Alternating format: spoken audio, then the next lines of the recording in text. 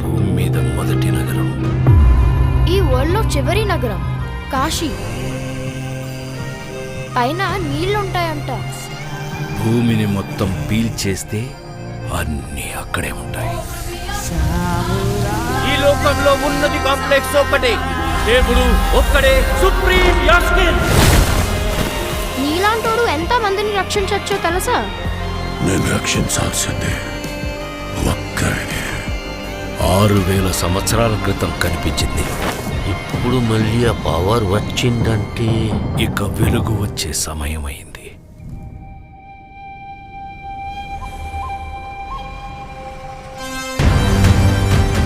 ప్రాణంలో ఇంకో ప్రాణం. నువ్విప్పుడు కనపోయేది